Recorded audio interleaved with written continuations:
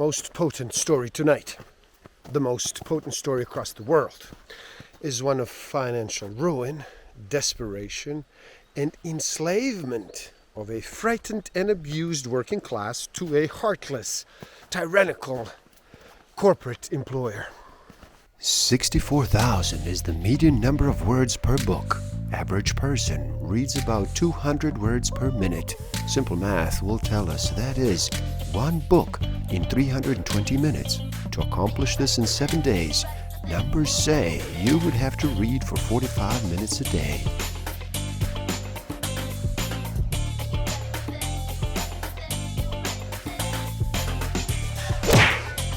Don't forget to subscribe. Hit that notification button, like, comment, and share. Enjoy. Welcome to the Book of the Week series. Every week, as I read another amazing title, I share it with the world. My name is Igor S.F. Walker. Today, we look at Empire of Illusions, the End of Literacy, and the Triumph of Spectacle by Chris Hedges. So, how about you slow down and relax? Reduce all that noise for just a bit. Make that choice and decide to listen. In this video, we look at a striking and an unsettling exploration of illusion and fantasy in contemporary American culture. A society beholden to empty spectacle, an obsession with image at the expense of reality, reasoning, and truth. The mechanisms that undermine our democracy and then divert us from the economic, environmental, political, and moral collapse around us. Stick around till the end. I will share with you some tools I have in use that will help you tremendously in this game of life. Discover a way to find out what actually motivates you. What innate human need is driving all of your decisions and your behavior. I will share some tools to improve your self-awareness, social awareness, self-management, and relationship management. As the wrestlers appear to strut down the aisle, the crowd, mostly young working-class males, knows by heart the long list of vendettas and betrayals being carried into the ring. The matches are always acts of retribution for a host of elaborate and fictional wrongs. The narratives of emotional wreckage reflected in the wrestlers' staged biographies actually mirrors the emotional wreckage of the fans. This is the deep appeal of professional wrestling. It is the appeal of much of popular culture, from Jerry Springer to reality television to Oprah Winfrey. The narratives expose the anxiety that we will die and never be recognized, or acclaimed that we will never be wealthy, that we are not among the chosen, but remain part of the vast anonymous masses. The ringside sagas are designed to reassure us. They hold out the hope that we, humble and unsung as just these celebrities once were, will eventually be blessed with grace and with fortune. The success of professional wrestling, like most of the entertainment that envelops our culture, lies not only in fooling us that these stories are real. Rather, it succeeds because we ask to be fooled. We happily pay for the chance to suspend reality.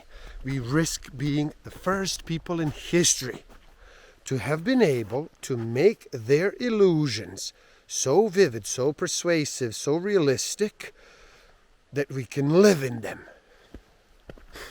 We're the most illusioned people on earth ever, yet we dare not become disillusioned, because our illusions are the very house in which we do live.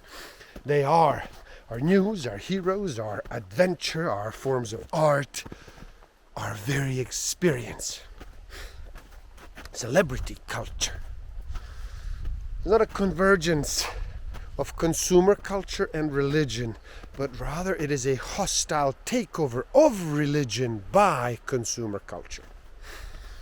Commodities in celebrities' culture define what it means to belong, how to recognize our success in society, and how we conduct our lives. Celebrity culture is at its core the denial of death. It is the illusion of immortality. Now, we all have gods. Martin Luther King said it is just a question of which ones. Mass culture contributes to self-delusion and social control and illicit behaviors. That is often self-destructive. The great contemporary terror is anonymity.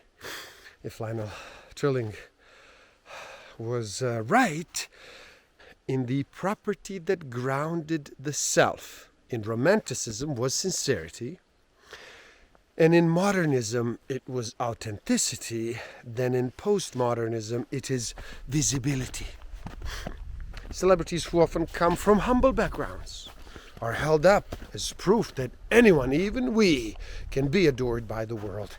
Celebrities, like saints, are living proof that the impossible is always possible. Our fantasies of belonging, of fame, of success, of fulfillment are projected onto celebrities. And these fantasies are stroked by the legions of those who amplify the culture of illusion, who persuade us that the shadow isn't real, the juxtaposition of the impossible illusions inspired by celebrity culture.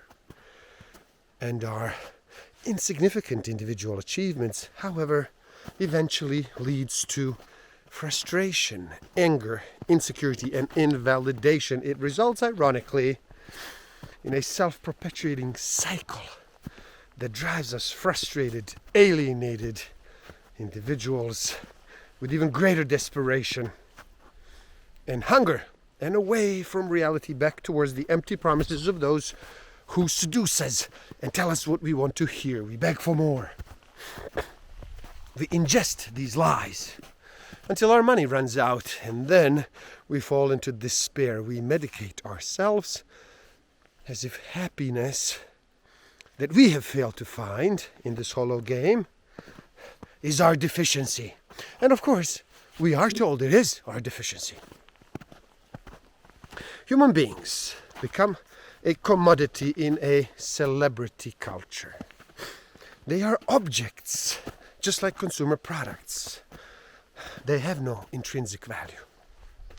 The cult of self dominates our cultural landscape. This cult has within it the classic traits of sociopaths: superficial charm, grandiosity, self-importance, a need for constant stimulation,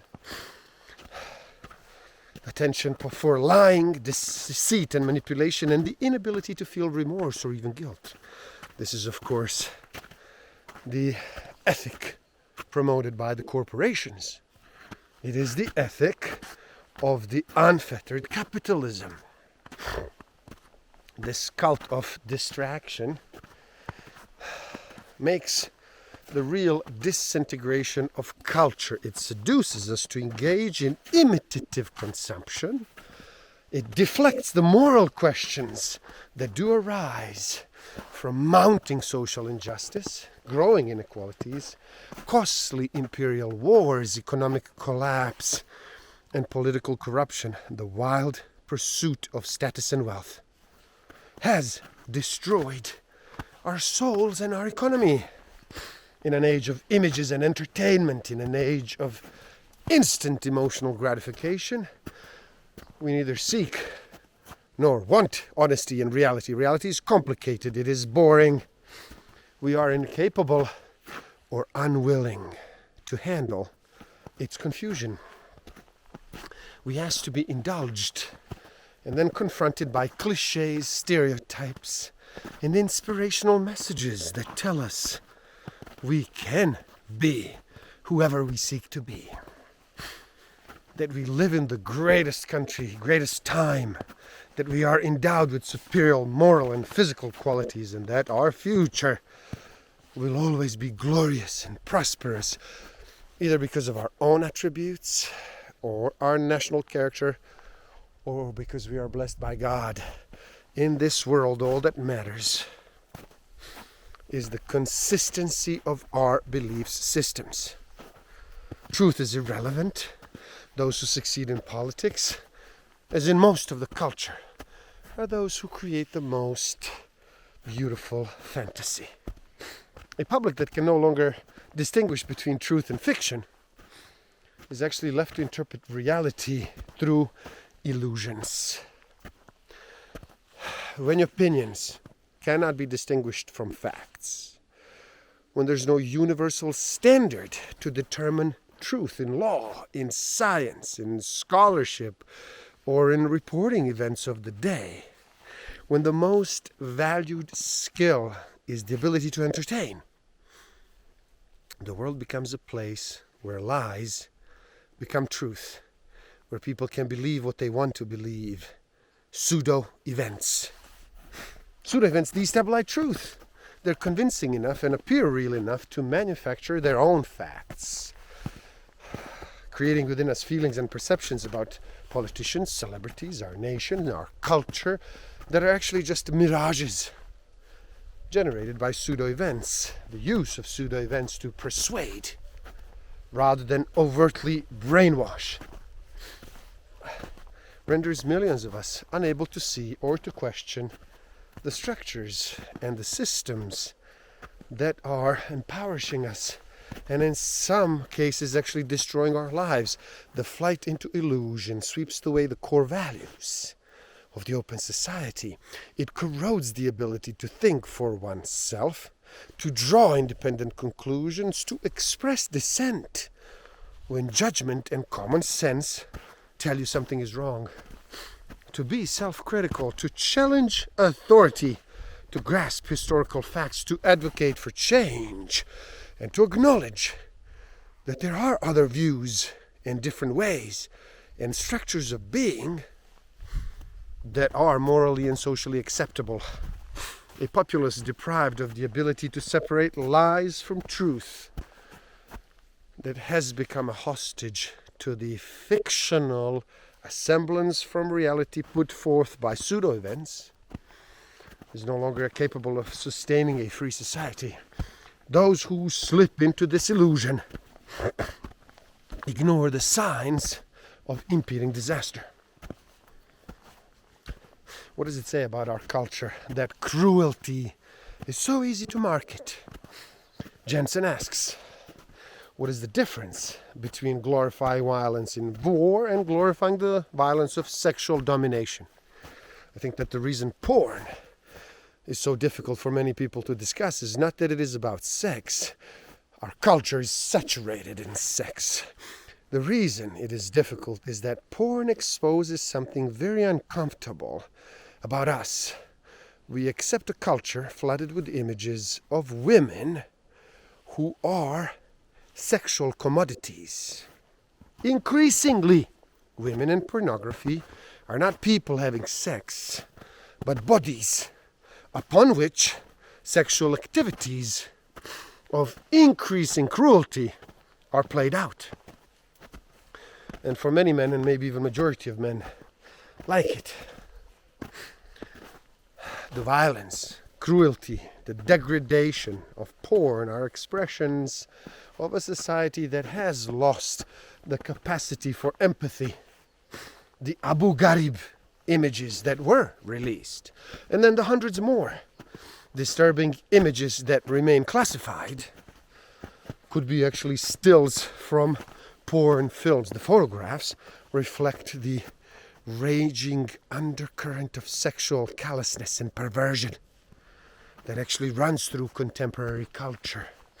These images speak in the language of porn, professional wrestling, reality TV, music videos, and corporate culture. It is the language of absolute control, total domination, racial hatred, fetishistic images of slavery, and humiliating submissions.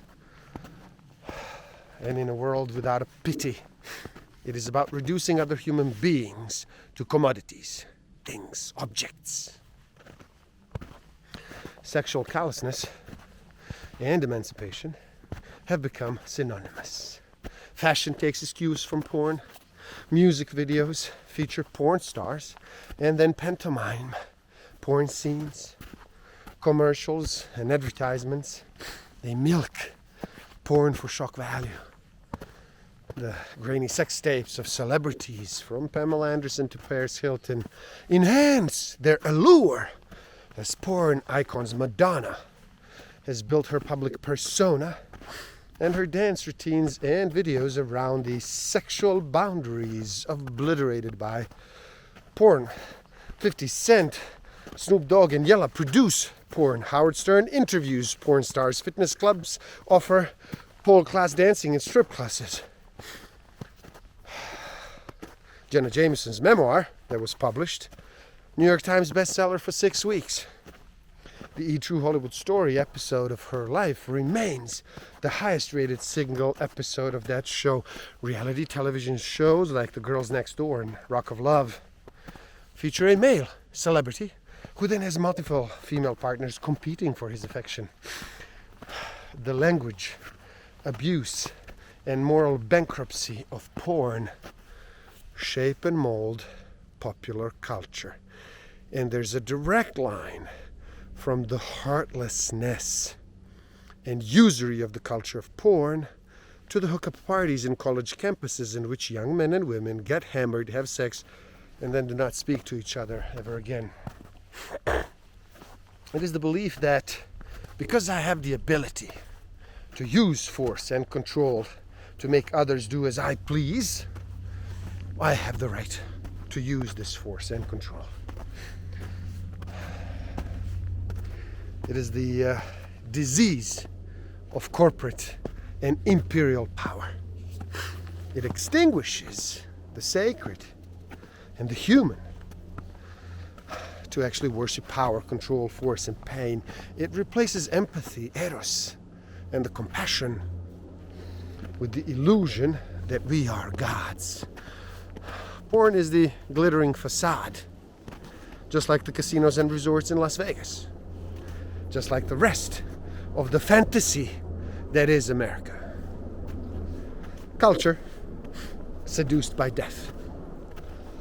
Harvard, Yale, Princeton, Stanford, Cambridge, the University of Toronto, Paris's political studies, along with the most elite schools, do only a mediocre job of teaching students to question and to think. They focus instead through their filter of standardized tests, enrichment activities, AP classes, high-priced tutors, swanky private schools, entrance exams, and then blind deference to authority on creating hordes of competent systems managers. The responsibility for the collapse of the global economy runs in a direct line from the manicured quadrangles and academic halls in Cambridge, New Haven, Toronto, Paris, all the way to the financial and political centers of power.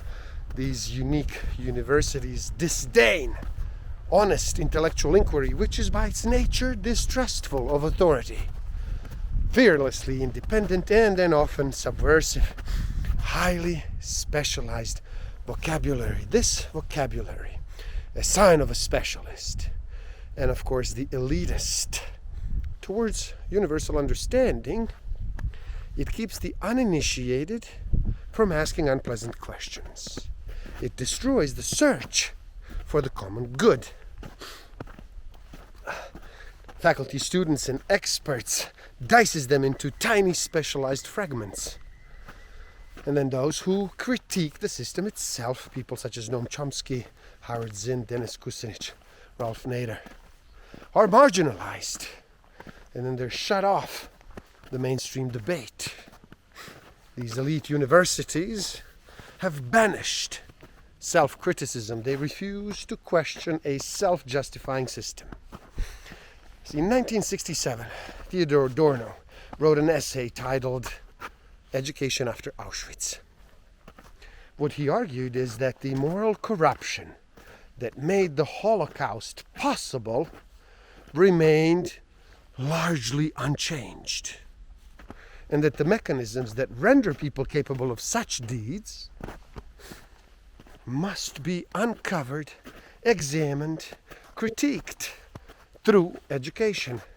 Schools have to teach more than just skills. They have to teach values. If they didn't, another Auschwitz was always possible.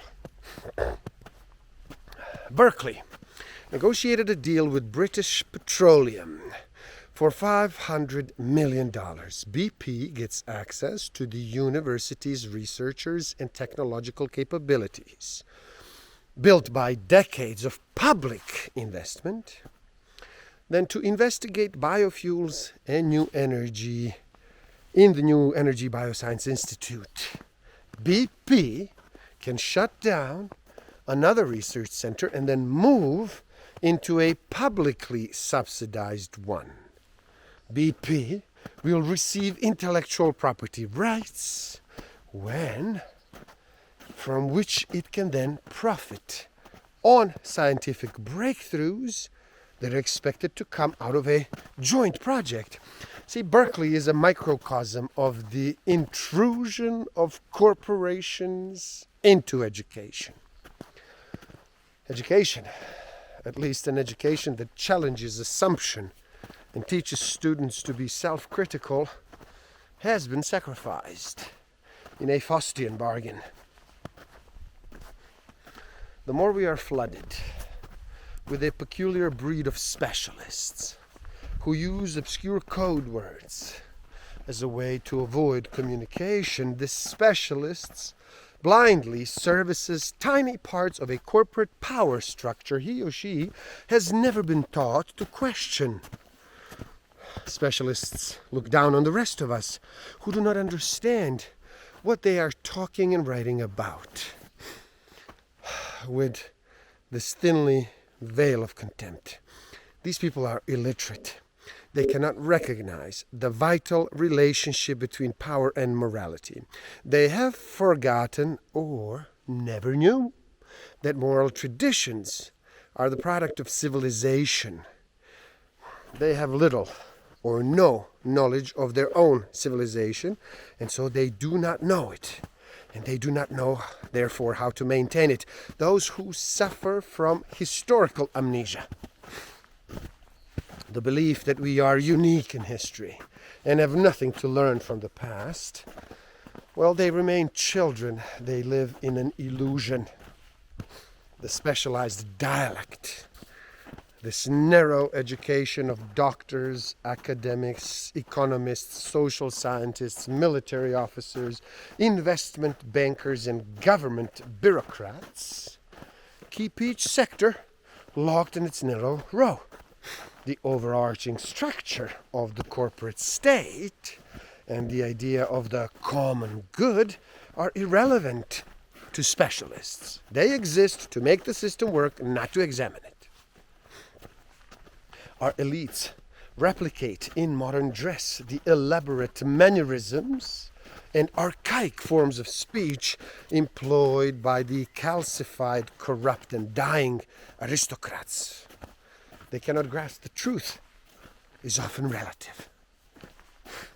Gifted and engaged students who use these institutions to expand the life of their mind and ask the big questions, and who cherished what these schools had to offer, were often marginalized minority. The bulk of their classmates, most of them who headed off to Wall Street or corporate firms when they graduated with opening salaries at $120,000 a year, did prodigious amount of work and faithfully regurgitated information. The bankruptcy of our economic and our political systems can be traced directly to the assault against the humanities. Those in charge, because they are educated only in specialized designed to maintain these economic political structures, have run out of ideas. They have been trained only to find solution that will maintain the system. They do not even have the capacity for critical reflection. They do not understand that for every answer, there arises another question, the very basis behind the Socratic Academy's search for wisdom. A culture that does not grasp the vital interplay between morality and power, which mistakes management techniques for wisdom, which fails to understand that the measure of a civilization is its compassion, not its speed or ability to consume, condemns itself to death. Now they do not see their own biases or the causes of their own frustrations. One naturally praises and prizes what one most possesses, and what most makes for one's advantages, but social intelligence and emotional intelligence and creative ability, to name just 3 other forms of intelligence, are not distributed preferentially among the educational elite. Intelligence is morally neutral, as John Ruskin said, isn't any less wicked when you grab it with the power of your brains than with the power of your fists. They're socialized to obey. They obsess over grades and they seek to please professors, even if what their professors teach is fallacious.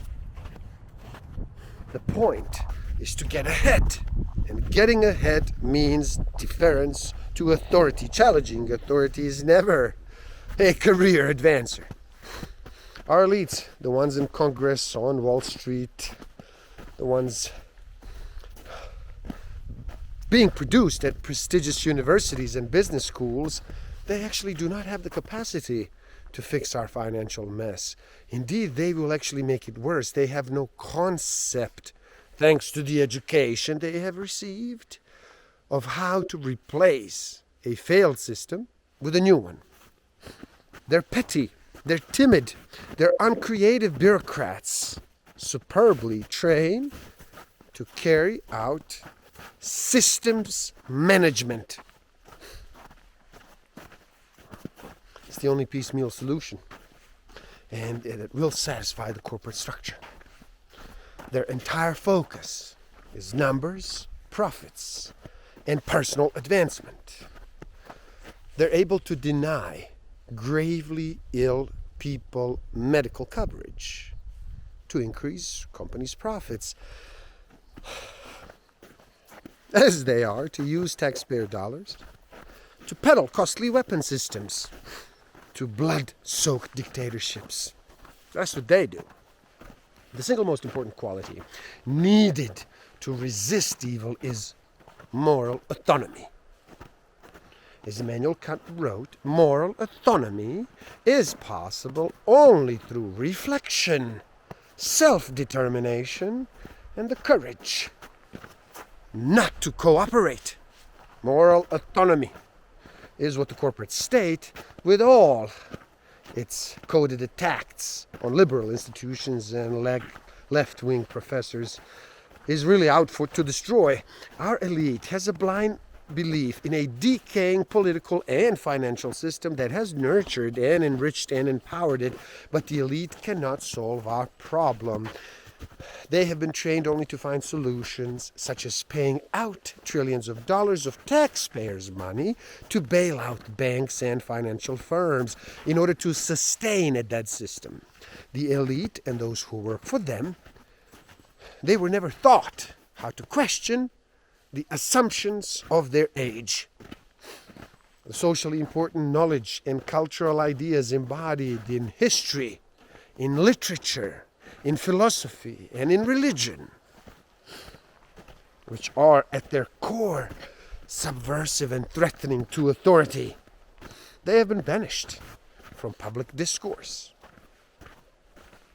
Ironically, the universities have trained hundreds of thousands of graduates for jobs that soon will no longer exist.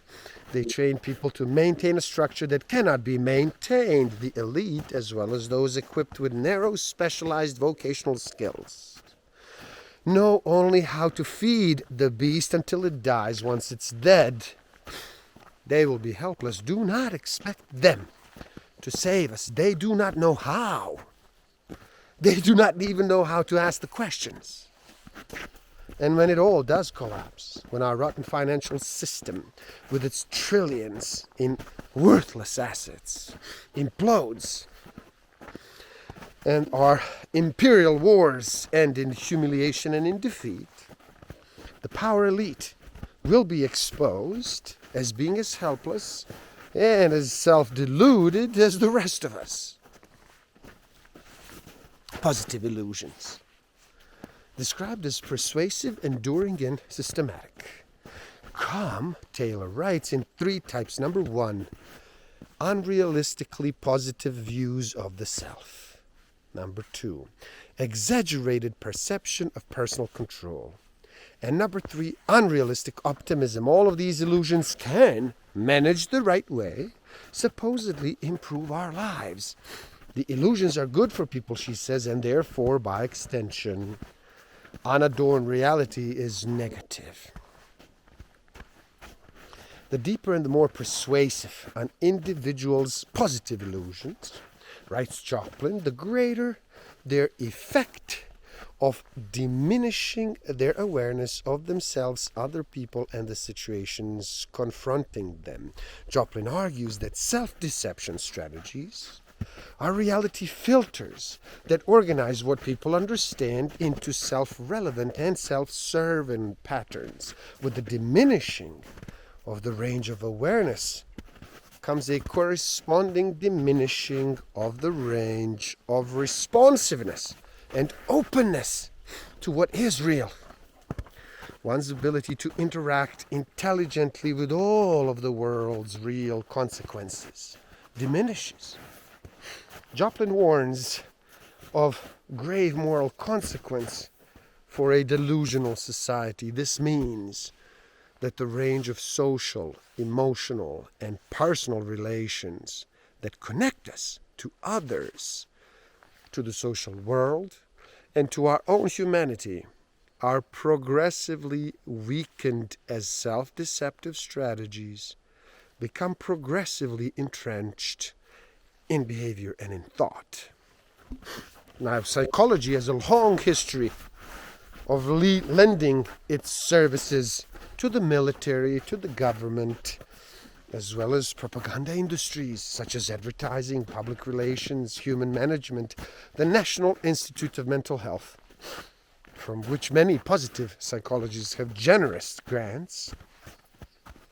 Though a public institution has numerous government, military, and commercial relationships, positive psychology is only the last incarnation of this assault on community and on the individualism. Since at least a century ago, a number of engineers, businessmen, and scientists realized that technology was no longer the limiting factor of production. Now, it was man that could be engineered, made still more efficient, given the right motivation. There are 2 aspects of today's industrial relations that are genuinely new. First, the specific psychological techniques used to motivate workers. And then secondly, an increased number of companies willing to experiment with these techniques. Corporatism, aided by positive psychology, relies on several effective coercive persuasion techniques similar to those often employed by cults to meld workers into a happy collective. It sanctions interpersonal and psychological attacks and then lavish praise to destabilize an individual's sense of self and then promote compliance. It uses the coercive pressure of organized peer groups It applies interpersonal pressure, including attacks on individuality and criticism as a form of negativity, to ensure conformity. It actually manipulates and controls the totality of the person's social environment to stabilize modified behavior. Cultures that cannot distinguish between illusion and reality, they die. All empires, from the Aztecs through ancient Romans, through the French monarchy, Austro-Hungarian Empire, they have been characterized by a disconnect between the elites and the reality. The elites were blinded by absurd fantasies of omnipotence and of power that actually doomed their civilizations. We have been steadily impoverished by our own power elites, legally, economically, spiritually, and politically. And unless we radically reverse this tide, unless we wrest the state away from the corporate hands, we will be dragged down by the dark and turbulent undertow of globalization. In this world, there are only masters and serfs. How will we cope with our decline? Will we cling to the absurd dreams of a superpower and the fantasies of a glorious tomorrow? Or will we responsibly face our stark new limitations? Will we heed those who are sober and rational, those who speak of a new simplicity and humility? Or will we follow the demagogues and charlatans who rise up in the moment of crisis and panic to offer fantastic visions of escape? Will we radically transform our system to one that protects the ordinary citizen and defies the corporate state? Or will we empty and employ the brutality of technology that our internal security and surveillance apparatus has to crash all the dissent? Corporate forces that do control the state will never permit real reform. It would mean their extinction. These corporations, especially the oil and gas industry, will never allow us to achieve energy independence. That would devastate their profits. It would wipe out tens of billions of dollars in weapons contracts.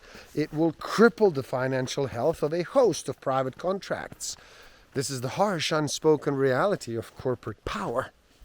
Our elites manipulate statistics and data to foster illusions of growth and prosperity.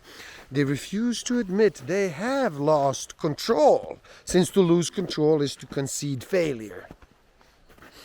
They contribute instead to the collective denial of reality by insisting that another multi-billion-dollar bailout or a government loan will actually prop up the dying edifice, the well-paid television pundits, and then the news celebrities, and then the economists, and the banking and financial sector's leaders see the world from inside the comfort of the corporate box. Over the past few decades, we have watched the rise of a powerful web of interlocking corporate entities, a network of arrangements within subsectors, industries, or other partial jurisdictions to diminish and often abolish outside control and oversight. These corporations have neutralized national, state, and judicial authority. And we hear little about these stories of pain and dislocation. We are diverted by spectacle and pseudo-events. We are fed illusions. Corporate state that has hijacked the government. When the corporations make the iron demands, where these courtiers drop to their knees, they place the telecommunications companies that want to be protected from the lawsuits under their protection. They permit oil and gas companies to rake in obscene profits and then still keep in place the vast subsidies of corporate welfare shelled out by the state. They allow our profit-driven healthcare system to leave the uninsured and underinsured to suffer, to die without proper care. We trust these courtiers wearing face powder who deceive us in the name of journalism. We trust courtiers in our political parties who promise to fight for our interests and then pass bill after bill to actually further the corporate fraud and abuse. They confuse how we are made to feel about courtiers when it comes to real information, facts, and knowledge. This is the danger of a culture awash in pseudo-events. It allows the government to spy on us without any warrants or any cause. It funnels billions in taxpayer dollars to investment firms that actually committed fraud. And it tells us it cares about the protection of our civil rights and of democracy. It is actually a form of collective abuse. And as so often happens, in the weird pathology of a victim and a victimizer, we keep coming back for more. Corruption, mismanagement, and political inertia by the elite, which is beyond the reach of the law, almost always results in widespread cynicism, disengagement, apathy, and then finally rage. Those who suffer the consequences of the mismanagement lose any loyalty to the nation and then increasingly nurse fantasies of violent revenge. The concept of the common good, mocked by the behavior of the privileged classes, disappears. Nothing matters. It is only about me. But our collapse is more than just economic or political collapse. It is the crisis of faith.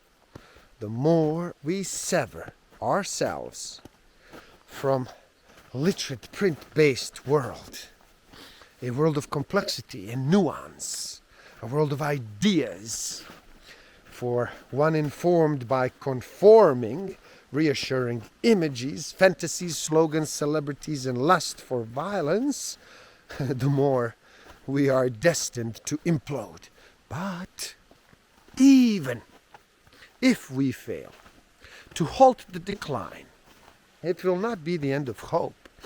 The forces we face may be powerful, ruthless. They may have the capacity to plunge us into a terrific, terrifying dystopia. One where we will see our freedoms curtailed and widespread economic deprivation. But no tyranny in history has crushed the human capacity for love.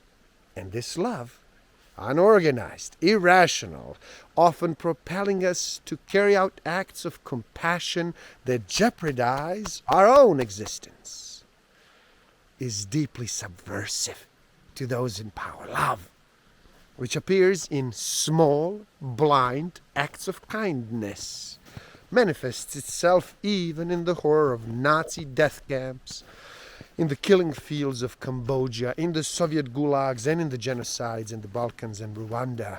Hope exists. It will always exist. It will not come through structures or institutions, nor will it come through nation states, but it will prevail, even if we as distinct individuals and civilization vanish. The power of love is greater than the power of death. It cannot be controlled. It is about sacrifice for the other, something nearly every parent understands, rather than exploitation. It is about honoring the sacred, and power elites have for millennia tried and failed to crush the force of love. Blind and dumb, indifferent to the siren calls of celebrity, unable to bow before illusions, defying the lust for power. Love constantly raises up to remind a wayward society of what is real and what is illusion. Love will endure. And there you have it. Empire of Illusion. The end of literacy and the triumph of spectacle. Please do help out, show some love. It is easy. Simply like this video so more people can enjoy it. Share it out of love too and spread the word. Leave a comment and do share your thoughts. Now, if you love this, do subscribe to my channel and stay up to date. And the link to this book is in the description below. Buy it, read, never stop learning, especially learning about yourself and nature. So gift yourself by taking the free human needs test on my website and then find out what actually motivates you, what innate human need is driving all of your decisions and your behavior. And if you feel you are ready to improve your self-awareness, social awareness, self-management, and relationship management even further, do check out my Master of Life Awareness program. The links are in the description below. Thank you. Love and respect.